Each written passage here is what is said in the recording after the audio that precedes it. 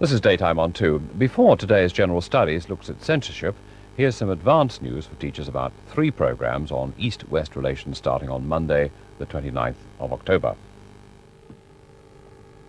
The first one is devoted to Soviet views on some of the issues which divide East and West, and the second presents Western views, and the third is a studio debate in which students put their questions to a panel which will include Soviet speakers.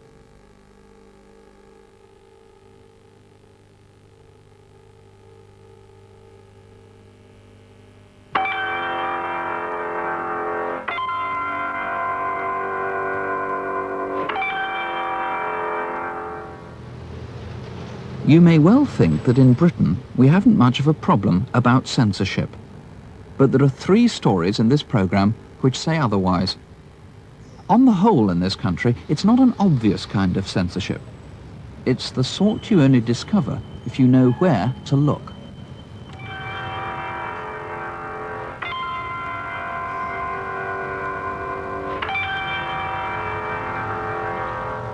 Let's start by thinking about the Official Secrets Act and how it's used. In the Falklands War in the spring of 1982, this law was crucial. In a BBC Newsnight programme in July that year, Brian Hanrahan's reporting of the conflict was used as an example of how the Official Secrets Act worked. At dawn, our Sea Harriers took off, each carrying 3 1,000-pound bombs. They wheeled in the sky before heading for the islands, at that stage just 90 miles away.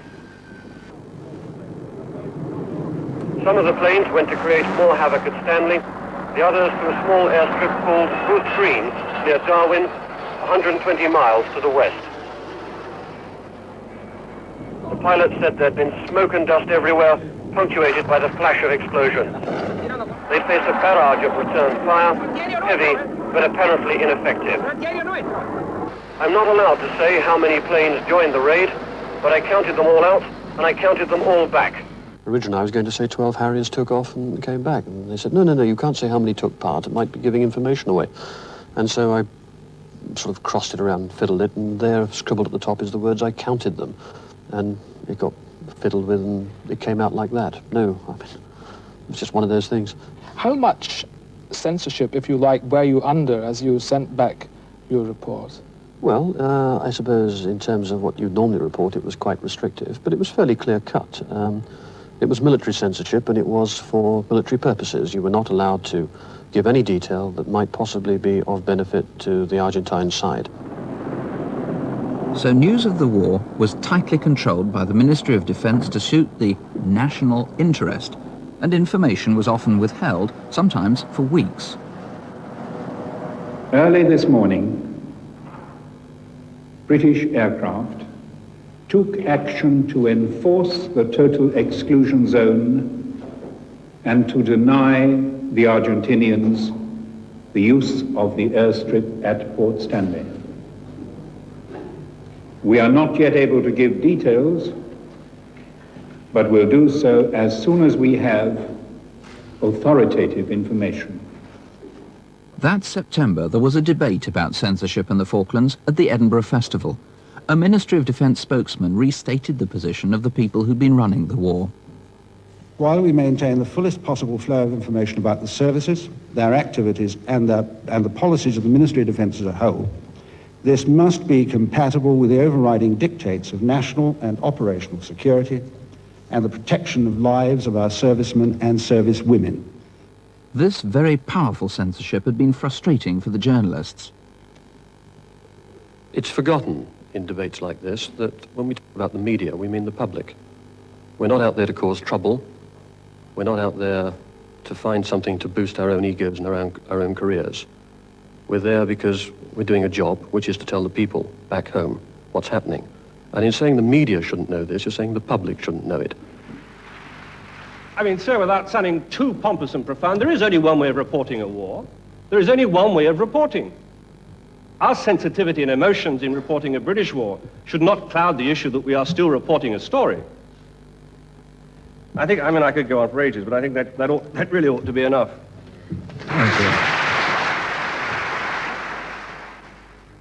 Let's now look at a more surprising use of the Official Secrets Act. This is Mary Staunton. She's legal officer of the National Council for Civil Liberties, an independent body which keeps a watchful eye on legislation and lobbies for what it considers to be improvements. Mary Staunton explains something about the Official Secrets Act.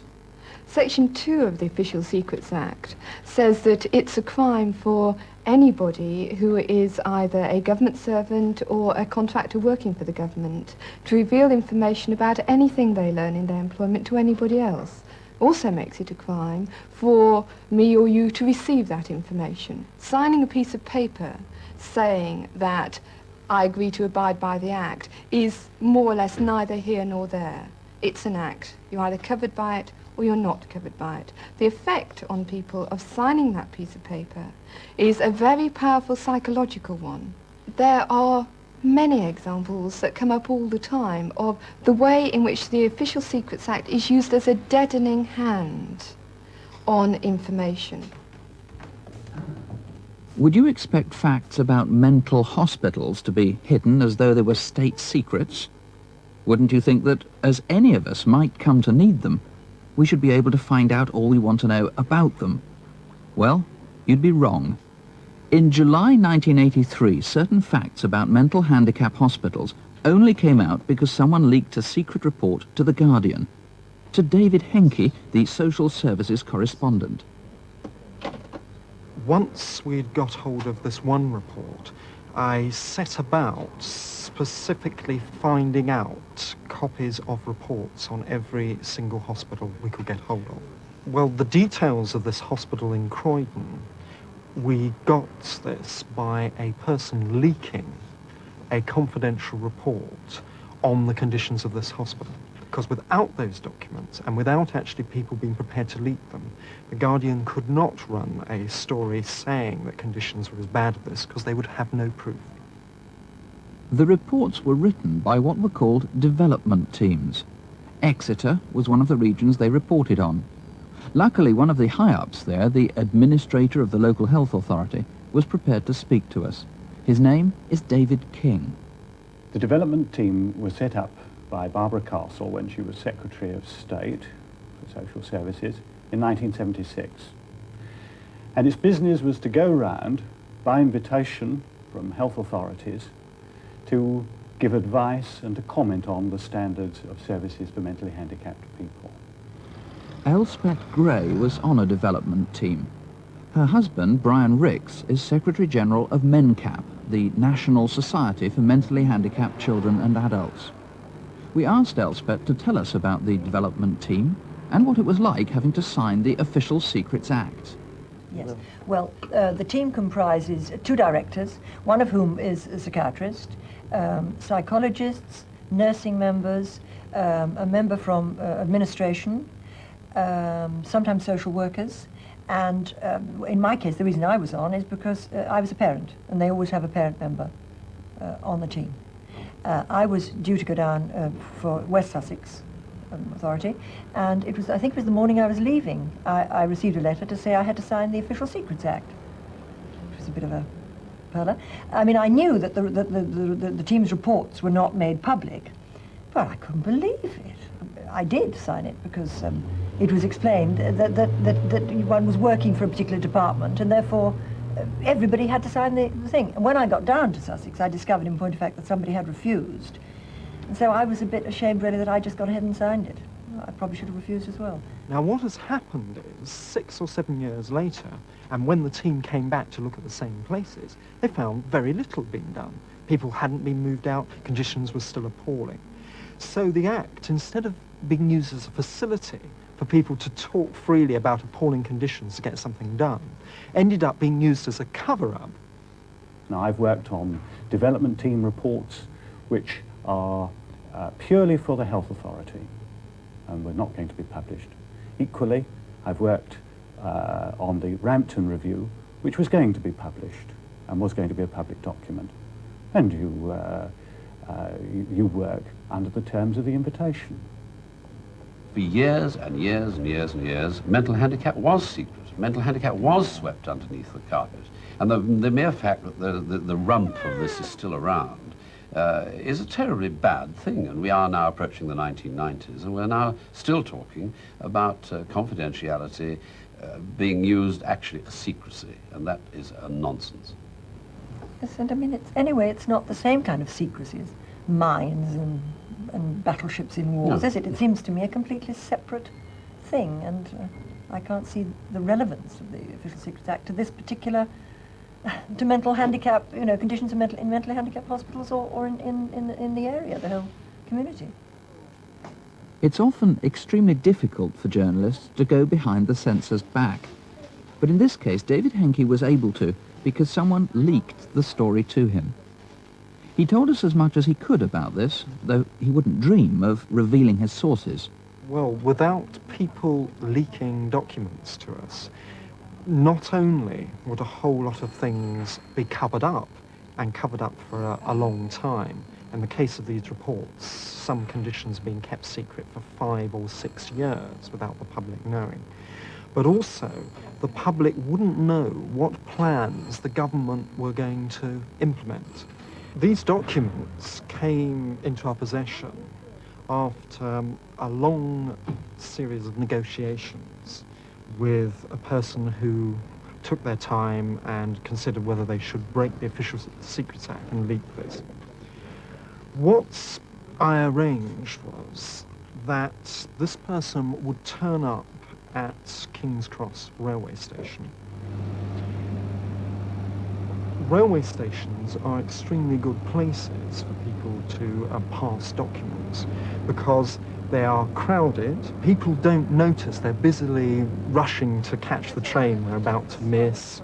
So they're not likely to notice someone meeting a person to hand over a document. It is also very convenient for the person concerned because a person can disappear onto a railway line and you can disappear straight back to the office.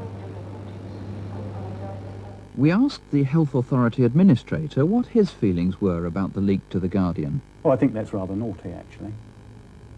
Because those reports were written in confidence, and they were to those health authorities. And, well, he's a journalist, and that's his business. But I think the person who did that wasn't playing the game. Unfortunately for authority, leaking is often the name of the game. So often that it sometimes turned into a joke. How come the Times knows the wording of the Henderson report before I do? Well, there's been a leak, Minister. I know that. It was marked confidential. I mean, I only got a draft report last night. Well, at least it wasn't labelled restricted. Why do you say that? Well, restricted means it was in the papers yesterday. Confidential means it won't be in the papers until today. Who leaked this? Humphrey? Oh, I'm sure he didn't, Minister. Are you? Well, he probably didn't. Well, it might have been someone else. Yes. These leaks are a disgrace. People think it's the politicians who leak. Well, it has been known, though, In my opinion, we're far more leaked against than leaking. Some journalists are leaked to by ministers, but the secrets are never quoted unless the journalists have permission. These most privileged but self-censoring writers are the lobby correspondents. In the press gallery of the Houses of Parliament, we met Margaret Van Hattem of the Financial Times. There are basically two sorts of correspondents working here. There are the gallery correspondents, whose job is mainly to take down what happens in the chamber of the Commons or the Lords. They report debates and major speeches, and they have fairly limited access to the rest of the building. Then there are the lobby correspondents, who are much more involved in what goes on behind the scenes, committee meetings, party meetings, lobbying in corridors and things. There's a sort of adversarial relationship between the MPs and the lobby correspondents. The lobby correspondents are there to get them to say indiscreet things, which they might not say had they not been softened up first. The MPs like to use lobby correspondents to float ideas that they would not like traced to themselves. So, for example, if one of them is fighting in committee to get something done, he may plant among lobby correspondents an idea that might discredit his opponent's thinking. The government gives information, sometimes quite complicated information, such as court statistics, to lobby correspondents early. It also gives those correspondents the press release which gives the government's interpretation of those statistics? Yes, we often get on a confidential basis announcements, government announcements from Whitehall, which we then are able to read and write considered pieces on the understanding that we won't ask any questions about them, we won't ask MPs what they think about them, we will not try to elicit any extra information on them until the embargo on them has expired. Now, as soon as the information is press released, then the press come to us immediately, it's news that day, and they want to know what our comment is on the government's information. Our comment may quite often be critical, though not always, but quite often. And we do not have time to digest what are often very complex documents and make a comment on them. A lot of MPs resent this too, because it means that the press are ahead of them, and then when something is announced in the House, for example, and they have to immediately get up and ask questions, they haven't had time to read it properly, and it does cause resentment. On the other hand, the advantage is that the next day, when the public open their newspapers, it's all there, there's been time to write it properly instead of last-minute cobbling together exercise, so there are advantages and disadvantages.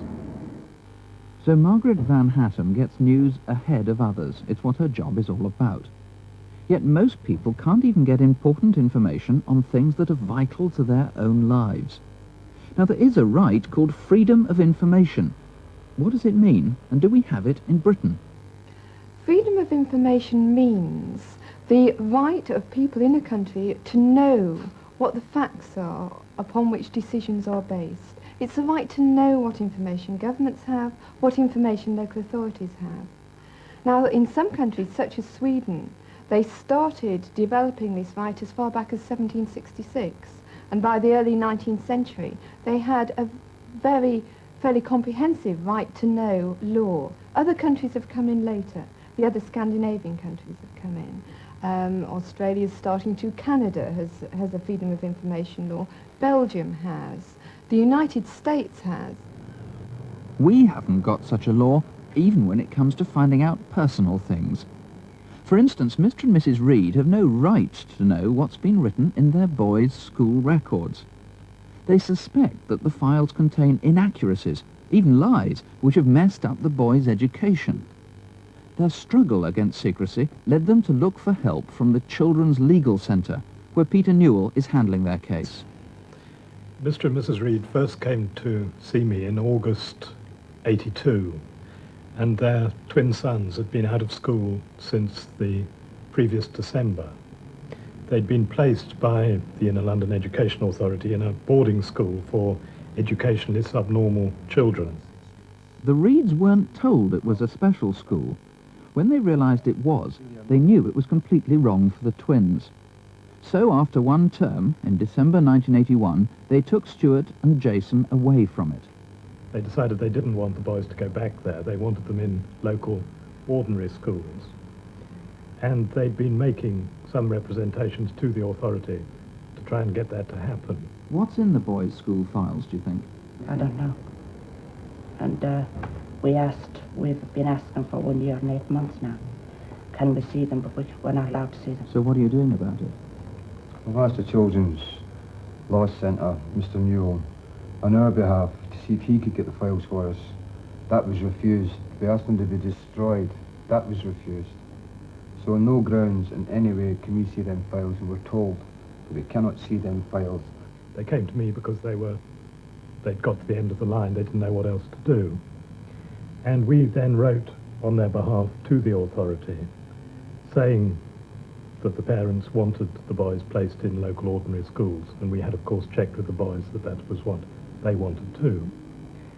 And we also asked the authority if the Reeds could see the reports and records on the basis of which the boys had been placed in this boarding special school, because the Reeds certainly didn't understand it, nor did I, having met the boys. Would you like to be able to see what's been written about you in the last few years? Yeah, because we can't see him, you see, and I would like to see him, yeah. Most people probably give up against the people that want us back at boarding school, and they can't stand people who keep on, because Mum's kept on for 1.5 years, and I'm really proud of her. The authority did agreed to arrange a case conference to discuss the boy's education. And the officers from County Hall arrived, carrying these enormous files on each of the twins. This was all material that the parents had not been allowed to see. And it was quite obvious from the conversation that decisions were really being based on what was in the files rather than on the twins themselves. I was very angry. I asked one of the committee men to show me the piece of paper that he's got down there and the files that he's got on our children. As he was passing it over to one colleague, I tried to snatch it, but it seems so happen he had quicker reflexes than me, and he got it back as quicker as, look at you, he just wouldn't let us see them. And this is what's keeping our children out of school, nothing else. But following that, placements were arranged at ordinary secondary schools for each of the boys. One of them worked well in the first term of 1983, and he's still doing fine, Jason, at that school. The other boy was accepted at a school, but only on a trial period for 6 weeks. And from the beginning, it seemed fairly clear that that school had made up their minds about him. So then he was told to get out of the school. But there was no reason in the report in school why he left there. That's true. Yeah? So we're still, here we are again back to the secret file. The Reeves case is not at all unusual.